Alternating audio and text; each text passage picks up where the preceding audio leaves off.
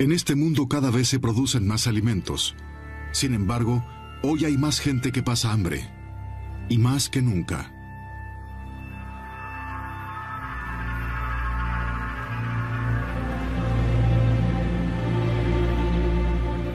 Según las Naciones Unidas, la agricultura mundial podría alimentar a 12.000 millones de personas. Sin embargo, cada 5 segundos, un niño muere de hambre.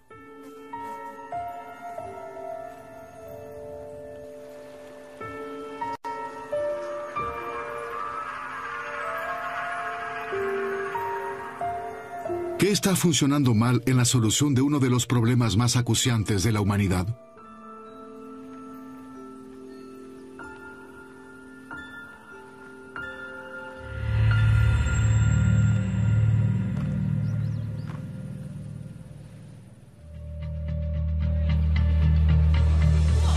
Este documental acompaña a David Sutz, el exsecretario de Estado de Economía del gobierno suizo, en la búsqueda de las circunstancias que rodean el problema del hambre.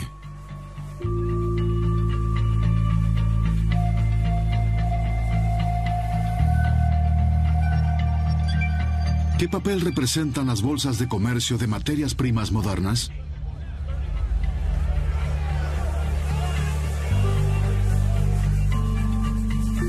¿Por qué la política internacional no puede hacer aparentemente nada para combatir el hambre?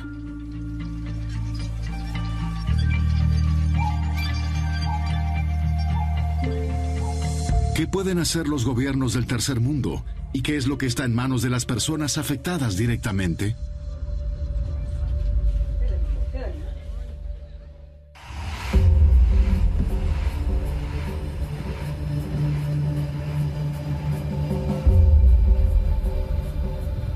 El viaje comienza en Roma.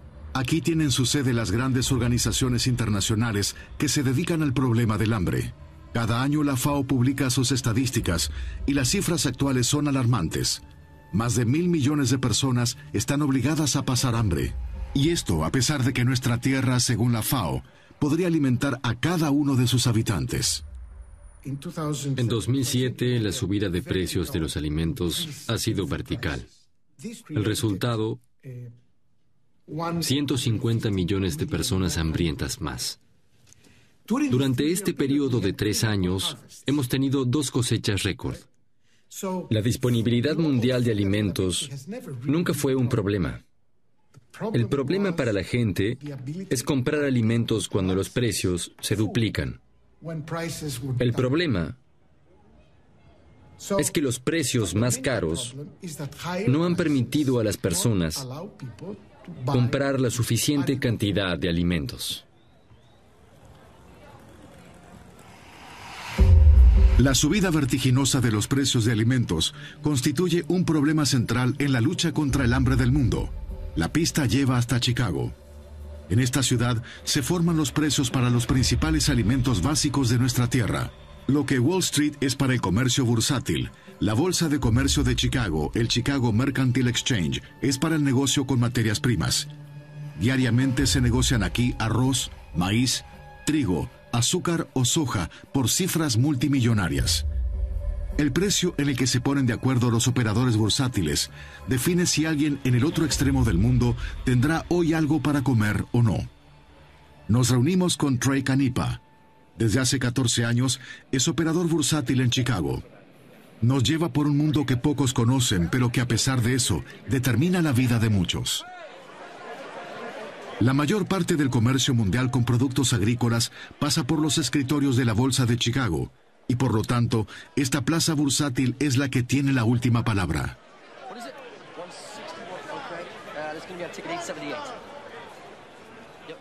Tengo un cliente en Brisbane, Australia. Él quiere negociar en esa plaza. Entonces se pregunta, ¿dónde cerró Chicago el viernes? Este es el valor que él utilizará hasta que nosotros volvamos a abrir. Él utilizará el precio de cierre durante 2 días. A menudo se responsabiliza a la especulación por la subida de precios de las materias primas. Sin embargo, el precio siempre será el resultado de diferentes opiniones de los partícipes del mercado. Siempre hay uno que especula con un alza de los precios y otro que hace lo contrario. A quarter on 24. Hoy tuve en las manos un huevo de oro e hice con él una omelette. Podría haber hecho más dinero. Así funciona. Es parte del juego. En 2008 sucedió algo que no se había dado antes en esta forma. Los precios de todos los alimentos básicos subieron a máximos históricos, prácticamente de la noche a la mañana. Los precios del arroz, maíz y trigo se duplicaron en pocas semanas. Entre los operadores bursátiles cundió un pánico tal que encima aumentó el efecto adicionalmente.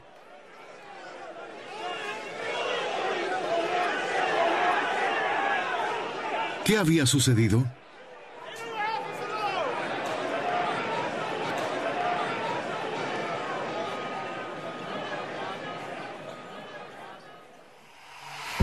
La exorbitancia de la subida de precios de 2008 ya nada tenía que ver con las fluctuaciones de precios normales y generó una crisis de hambre que fue dramática en todo el mundo. Nos proponemos averiguar quién se ha beneficiado de esta alza de precios. Por eso visitamos a un agricultor estadounidense. El establecimiento agrícola de John Phipps queda a unas 3 horas de Chicago.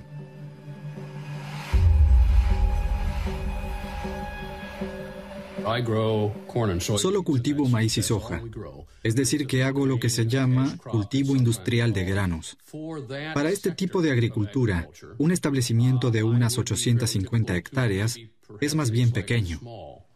Este año fue increíble. Las plantas crecieron como nunca antes.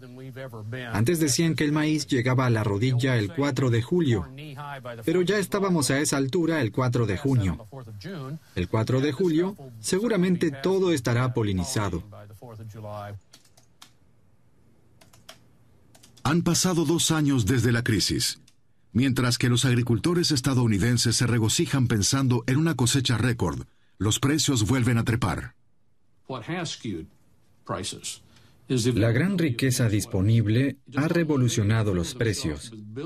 En un día alguien compra por miles de millones, tanto es el dinero de que disponen. Eso crea situaciones injustas en el mercado que nadie entiende. Siempre tenemos que encontrar un camino para saber qué hacer con todo ese dinero. Precisamente hay que invertir en algún sitio esa riqueza acumulada. Una parte de la volatilidad del mercado, cuya causa se atribuye a otros motivos, se debe a que el dinero busca invertirse. Solo un 10% de la producción agrícola mundial se negocia en las bolsas internacionales. Tras el desplome de los mercados inmobiliarios y bursátiles, mucho de ese dinero se dirigió a este mercado estrecho e intensificó de forma generalizada las fluctuaciones de precios. Queremos que Mark Gold nos cuente qué significa todo esto para la evolución de precios a largo plazo. En otro momento, Gold también fue dueño de un establecimiento agrícola. Hoy asesora a agricultores estadounidenses sobre cómo sacar mejor provecho del mercado. Los agricultores estadounidenses creían que después de la introducción de los fondos sobre índices no volvería a haber maíz a $2. Pero estaban equivocados. Eso sucedió entre 1996 y 2005. ¿Por qué no de nuevo? No veo el motivo. Por supuesto que hubo unas cuantas subidas, pero este precio promedio muestra que es el mismo desde hace 35 años. Sí, hubo subidas máximas breves que causaron más hambre. Estas 2 subidas quizás fueron distorsionadas por los fondos indexados. Los mercados no subieron porque sí, pero tampoco subieron por culpa de los fondos sobre índices. Estas compras inciden parcialmente en la oferta y la demanda. Los fondos sobre índices no pueden ser jamás más fuertes que el mercado en sí. What I'm doing for you, Clay, we buy an 8, and that's the March soybean, and that's going to be the 840. I'm going to work that at 29 cents or better. Hopefully they pick us up a little better. I'm going to work this as a day order only, and get it in and work it for you. If we got a fill, I'm back on the phone to you. If for whatever reason it's not filled. Toda especulación necesita una ocasión, y a los verdaderos desencadenantes de las subidas vertiginosas de precios hay que buscarlos, según Gold, en el mundo real. El clima es el principal factor en esta época del año para la producción. Tenemos que estar arriba de todo para saber si habrá cambios. Les puedo asegurar que cuando en el Medio Oeste hay temperaturas de 35 grados y en julio no hay probabilidades de lluvias, estos mercados suben de forma vertiginosa sin tener en cuenta lo que hacen los fondos de inversión. Independientemente de cuánto se pretenda especular en la bolsa, los fenómenos naturales y las catástrofes medioambientales son los verdaderos motores que impulsan los precios de las materias primas agrícolas, y la frecuencia e intensidad de estos fenómenos aumentan cada vez más. Eso estuvo muy cerca. Allá, en el lago mismo. Aunque no haya escasez de alimentos en el mundo, fenómenos locales pueden generar aumentos de precios en todo el mundo. Pero con mucha frecuencia la política también desempeña un papel.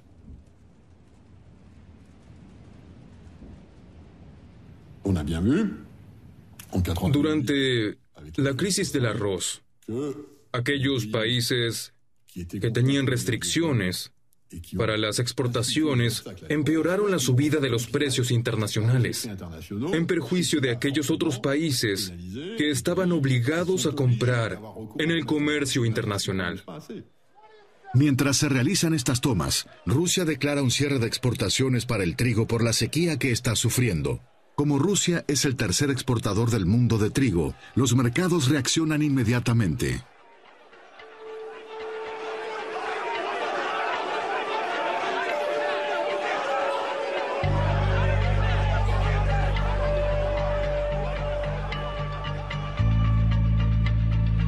Las subidas de los precios de los alimentos constituyen un problema para aquellos países que tienen que importar sus alimentos básicos. Viajamos ahora a Senegal, un país donde el 70% de su población vive de la agricultura y que aún así no puede alimentarse a sí mismo. Senegal depende de la importación de sus alimentos básicos.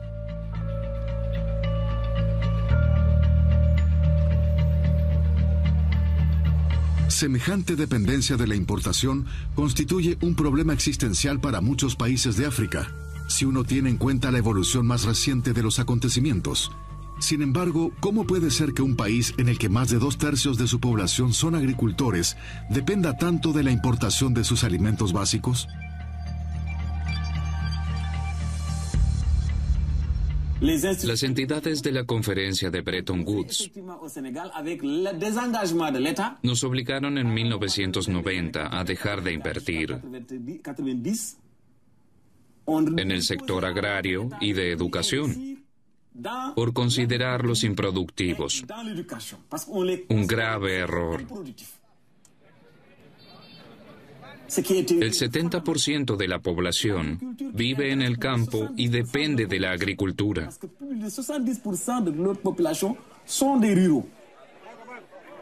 Esa medida ha arruinado nuestra agricultura.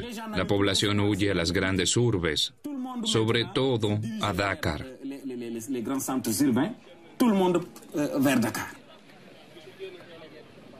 La producción ya no alcanza. Por eso, el arroz se importa por cifras millonarias.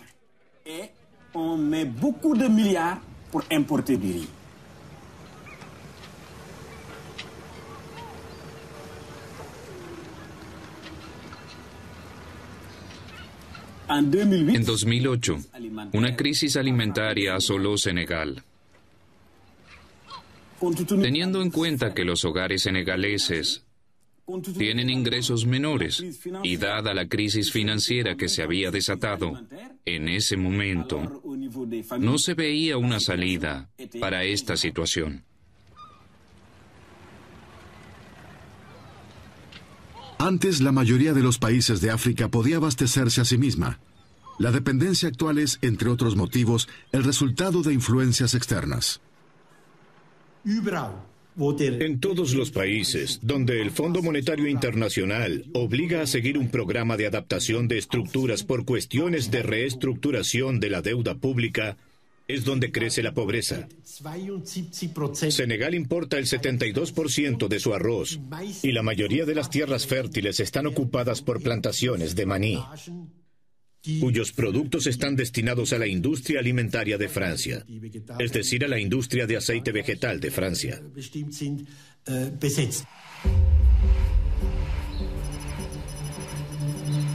El maní es uno de los principales generadores de divisas del país.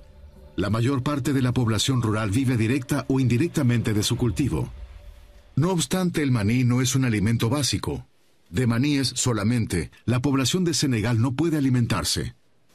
Con los ingresos procedentes de la exportación de maní, se financia la importación de alimentos básicos, como por ejemplo el arroz.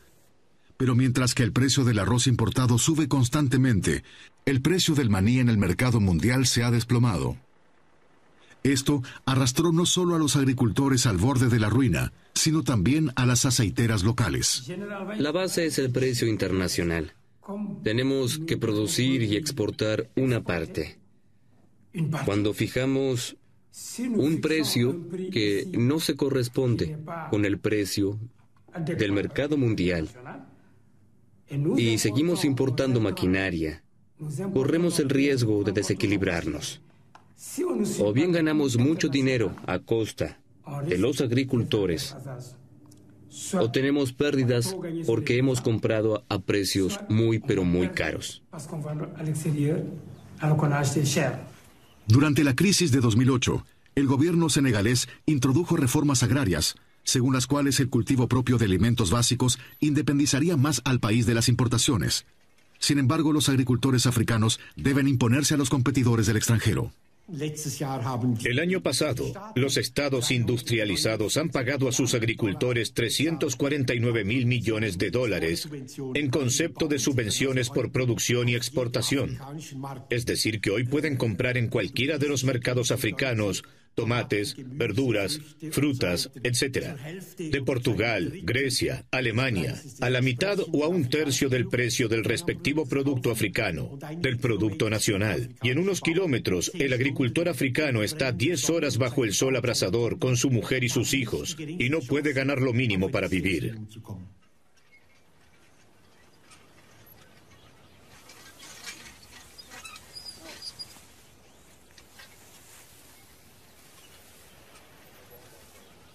En un mundo globalizado cuentan la productividad y la eficiencia de costos.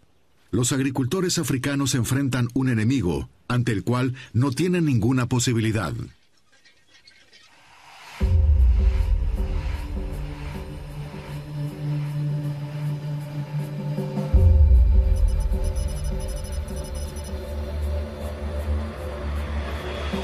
De regreso al rancho de John Phipps, su establecimiento agrícola es aproximadamente 500 veces más grande que un establecimiento medio en África.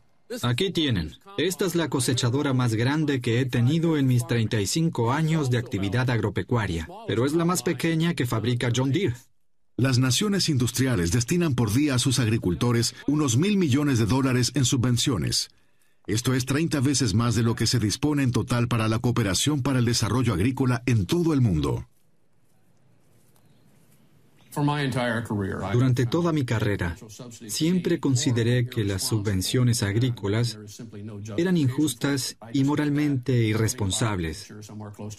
Yo las recibo porque sí, no porque haga algo para obtenerlas o porque las merezca especialmente, sino porque tengo estas tierras. Cuando uno recibe subvenciones por $10 la hectárea, lo primero que se le viene a la cabeza a uno es comprar más tierra con este dinero. Todos perseguimos la misma meta. Todos queremos crecer. Al principio, las subvenciones estaban concebidas para asegurar financieramente a los agricultores. Hoy se utilizan como capital adicional de inversión. Se produce cada vez más y más. La sobreproducción es la consecuencia. Una gran parte de esta sobreproducción se exporta y termina inundando los mercados del tercer mundo. En Iowa nos encontramos con Tom Ute. Les voy a mostrar ahora nuestros establos de cerdos. Son 3. Cada corral tiene las dimensiones de 5 canchas de tenis y alberga a 1.350 cerdos que se engordan con forraje. Tom también recibe anualmente subvenciones del gobierno estadounidense. No tiene ninguna importancia si él las necesita económicamente o no.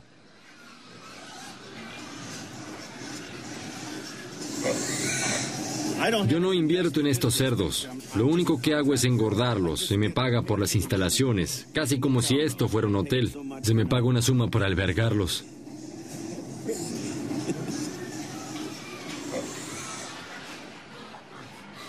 En este país se produce demasiado. Tener de más siempre es mejor que no tener. El excedente se podría destinar a otros países. ¿Se usan realmente los excedentes? ¿O en estas exportaciones de excedentes se esconden más bien intereses propios?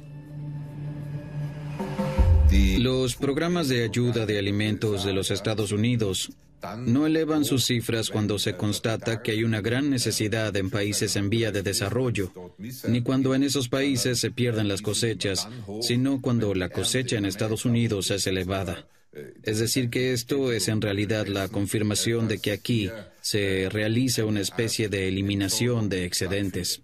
Posiblemente debido a subvenciones a la exportación, el objetivo es brindarles a los agricultores del respectivo país una ventaja sobre el mercado mundial, pero ello también impide que florezca una agricultura en un país del tercer mundo. Este tipo de subvenciones a las exportaciones ya no tiene sitio en el mundo actual. Hay que suprimirlas. Salvo contadas excepciones, actualmente en la Unión Europea no existen posibles subvenciones a la exportación. Europa está dispuesta a suprimirlas, pero exigimos que los demás estados industrializados también hagan lo mismo. Los establecimientos agropecuarios estadounidenses han crecido hace tiempo y hoy son pymes, empresas familiares que facturan millones. A pesar de ello, los gobiernos destinan año tras año miles de millones procedentes de impuestos al sector agrícola. La pregunta es, ¿por qué? Regresamos a Illinois, al Farm Bureau, la organización estadounidense que agrupa establecimientos agropecuarios. Las subvenciones anuales ascienden hoy a un promedio de 10.000 millones. Los agricultores de Estados Unidos saben cuánto reciben los agricultores de otros países. Como un nadador olímpico que dice, otros podrán llevar este traje de baño, pero yo no.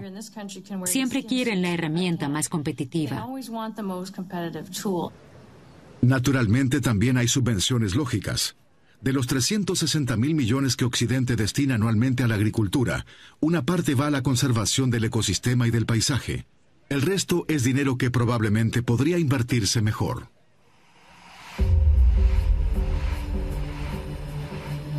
Alza de precios, dependencia de las importaciones y una competencia desleal contra un contrincante mucho más fuerte. El comercio mundial parece ser un problema más que una solución para la población hambrienta del tercer mundo. Viajamos al norte de Senegal, donde encontramos uno de los proyectos de infraestructura más grande de las últimas décadas, el embalse del río Senegal. El gobierno ha invertido miles de millones en este proyecto para obtener superficies fértiles de labranza para la población. Sin embargo, la puesta en práctica del plan que estaba concebido para mejorar el autoabastecimiento deja mucho que desear. El gobierno senegalés ha entregado a consorcios multinacionales, por ejemplo, la Fruitière de Marseille, cientos de hectáreas. Allí ustedes verán ahora los invernaderos. Yo no había visto hasta ahora semejante tamaño de invernaderos en Europa. Son invernaderos de 5 niveles. Allí se cultiva verdura, frutas, etc., que después se exportan directamente desde el aeropuerto de San Luis a París, Londres y demás países. Inversiones directas extranjeras son en principio medidas apropiadas para promover la economía. Queda claro que con estas medidas se benefician tanto inversores extranjeros como el respectivo país en vías de desarrollo. En Senegal estamos abiertos a los inversores extranjeros. Les simplificamos esto con bienes agrícolas libres de impuestos y con transferencias de resultados que pueden realizar sin inconvenientes. Por su parte, estos inversores tienen que cooperar con la población local. No pueden tomar las tierras sin dar nada a cambio. Promovemos una especie de cooperación. Eso es básicamente lo que nosotros proponemos.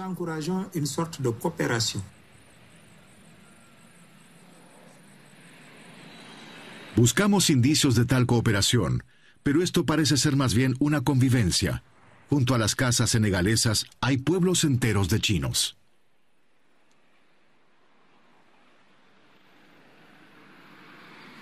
Whichever land you choose La tierra que uno quiere trabajar, esa tierra ya está ocupada.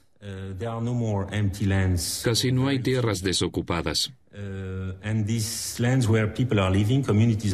Cuando la tierra está habitada, consideramos importante que se informe a la población. De esta forma, la población puede decidir si vienen inversores por propio interés,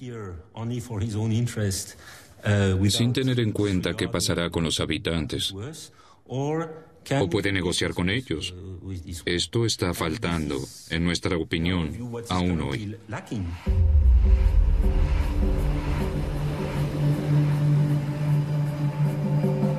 Queremos saber hasta qué punto la población local se beneficia del compromiso del consorcio francés.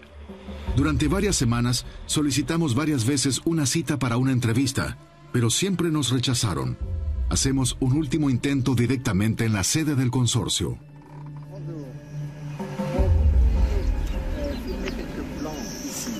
Nos gustaría visitar algunas plantaciones. Hemos solicitado ya la autorización. Pese a no tener esta autorización, quisiéramos hacer un intento.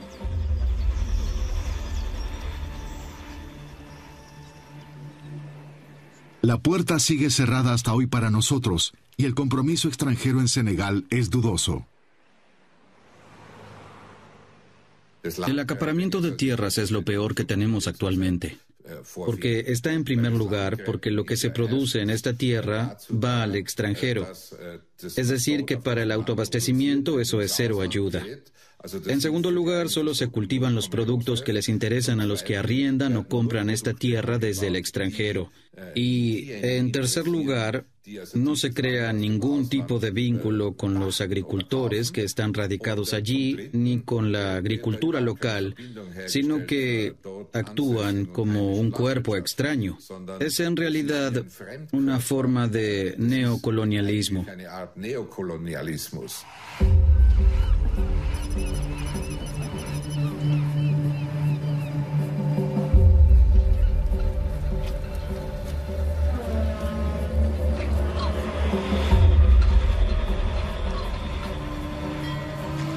El interés por África parece ser grande, pero no tanto por sus problemas, sino por sus recursos.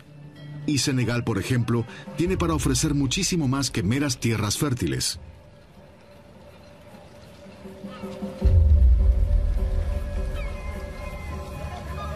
En el puerto de Dakar, llama la atención la cantidad de barcos asiáticos. Se está cargando pescado en arrastreros chinos y taiwaneses. A pesar de contar con la autorización oficial para hacer el rodaje aquí, tenemos que suspender la filmación.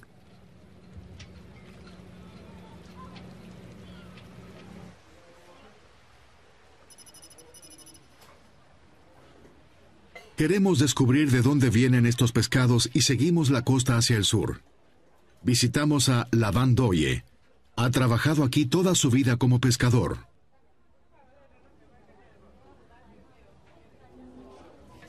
Thiebudien, arroz y pescado. Es el platillo nacional.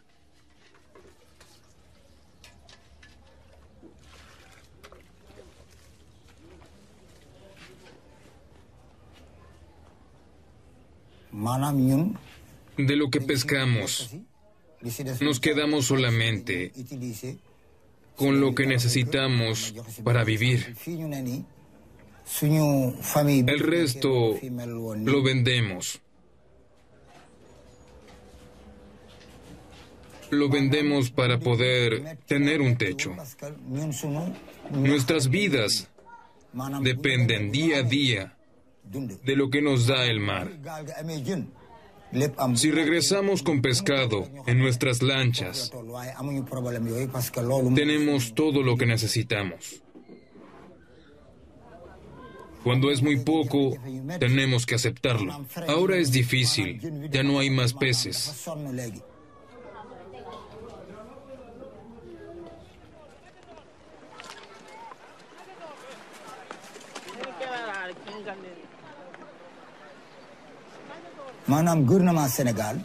Nuestro gobierno reparte licencias a buques extranjeros que pescan en profundidades prohibidas.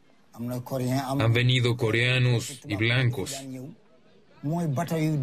Los barcos vienen de a dos y tienen redes de hasta 4 kilómetros de ancho. Arrasan con todo lo que encuentran en el medio. Se llevan lo que necesitan. El resto lo devuelven al mar. Eso es lo peor. Es una nueva forma de pesca. Los jaramungos caen en las redes. No sirven. Entonces terminan en la basura. No reconocen el daño que ya le están haciendo al mar.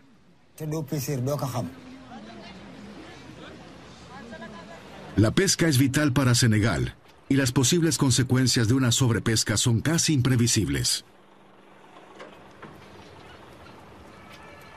La venta de derechos de pesca, como tal, es una provocación. Y en ese aspecto no hay que engañarse. Es un tema que puede derivar en futuras guerras. Y aquí no hay excusa que valga. Lamentablemente aquí tiene que intervenir la política. Preguntemos entonces a la clase política. David Sutz se dirige a consultar al ministro competente.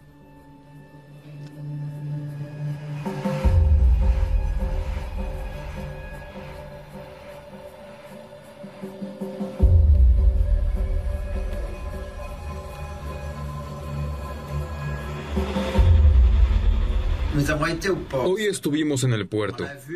Vimos buques chinos que no querían en ningún caso que filmáramos. ¿Por qué? Sí, ¿sabe? China.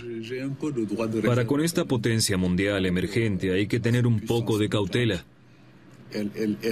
Está presente en todas partes, en todos los sectores económicos de África. No se sorprenda si alguna vez ve buques chinos en Senegal. Si hubiera ido en dirección al mercado o a la avenida del General de Gaulle, habría notado que también el comercio está en manos chinas. Están bien integrados. Hablan nuestros dialectos y también el francés. ¿Qué podemos hacer? Hay que cumplir las normas de la OMC. No se le puede prohibir a nadie comercializar en Senegal, ni a los chinos pescar.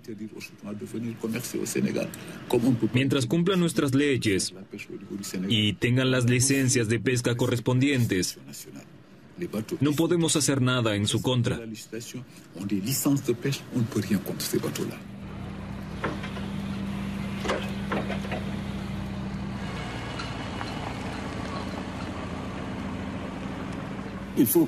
El Estado debe suscribir acuerdos para recuperar la pesca para nuestros pescadores senegaleses y también para asegurar nuestra población de peces. Las personas tienen que tomar las riendas de sus propias cosas.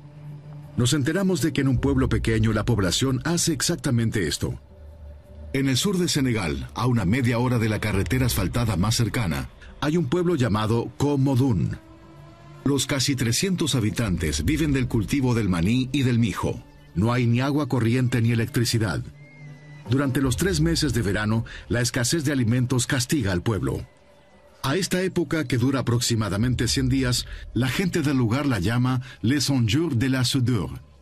Nos reunimos con Souleymane Bassou, quien es el iniciador del proyecto Cena Común, que recibe el apoyo de la organización Acción Cuaresmal.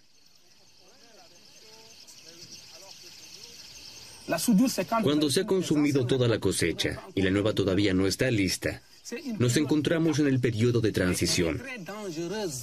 Es un periodo peligroso.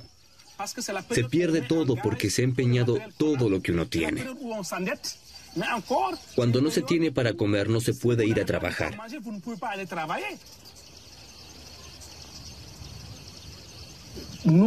Las iniciativas locales fueron la mejor idea, pero estas funcionan solo junto a la población. Durante el año, todos los habitantes del pueblo trabajan en un campo. Cada familia hace su parte. Ellos son los que han trabajado, no yo. Ellos han labrado la tierra. La cosecha de este campo comunitario se almacena en un silo que nadie puede tocar antes de que comience la época de los 100 días. Comencé con este en 1997. Pero la gente estaba en contra, me querían matar. Decían, si él vive mucho tiempo, los proyectos cambiarán y no recibiremos más dinero. Iban a la mezquita a rezar y pedían que yo tuviera un accidente automovilístico. Unos años después, entraron en razón. Pero tu proyecto no nos da nada. Y yo decía, claro que sí. Dignidad, la base de todo. Les demostré cuánto tenían porque la pobreza es un trauma psíquico.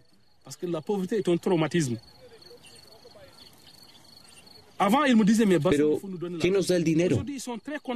Hoy dicen con orgullo, esto lo hemos generado nosotros mismos.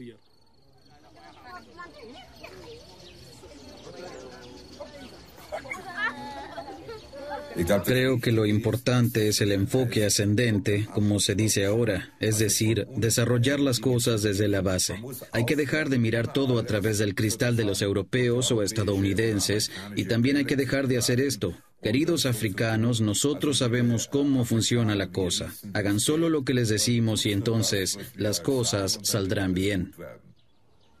Es un proyecto de base. Si una sola persona o una familia no cooperan, tambalea el proyecto entero. Se podría decir que esto hace que la cosa sea propensa a fracasar. Pero uno también puede decir que justamente esto hace que el proyecto sea sólido. El proyecto es ahora una parte del alma de este pueblo.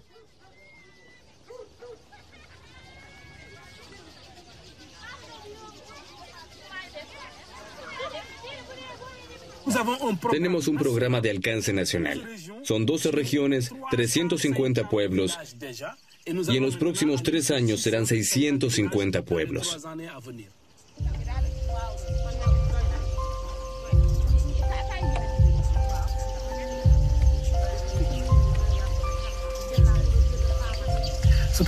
Nos pareció impactante que trabajaran y comieran todos juntos.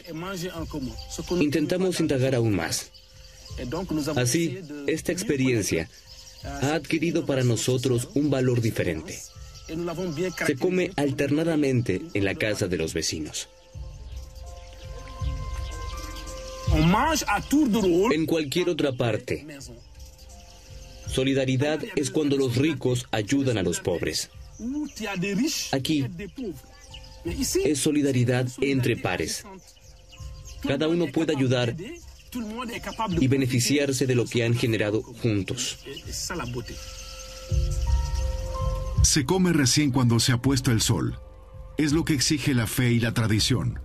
Los niños son los responsables de convocar a los 300 habitantes del pueblo.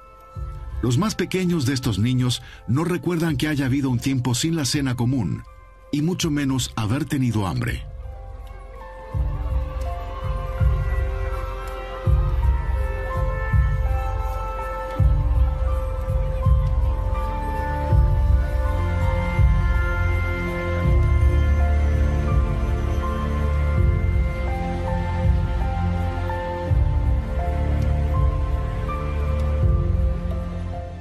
Podemos alimentar al mundo hasta el 2050, pero debemos ir sobre seguro de que alimentaremos a todos. El 75% de la tierra potencialmente cultivable está en África y en América del Sur. Todos los demás países no tienen apenas más tierra para cultivar.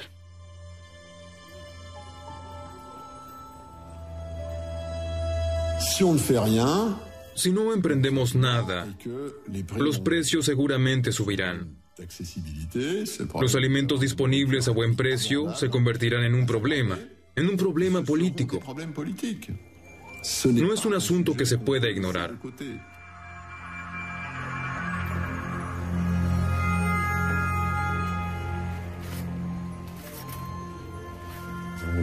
Tenemos que ponerle fin a la situación del hambre. El único camino posible lleva a los agricultores de los países mismos y a las empresas internacionales que cumplen un papel importante en los países más pobres. Sin embargo, esa no es la solución. La solución está en ellos mismos.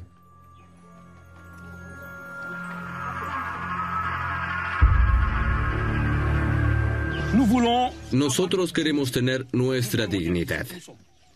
Queremos ser quienes somos. Para eso, hay que introducir un sistema que dominemos nosotros. Si se nos dicta el sistema que debemos usar, nos perderemos en discusiones. Debemos respetar nuestra cultura.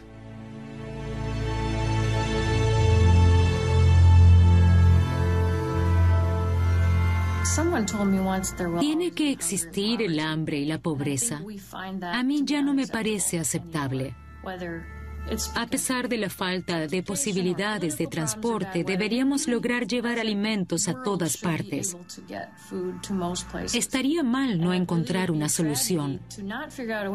Si hoy no la encontramos, ¿qué pasará en 20 años cuando haya más de 1.000 millones de personas en este planeta?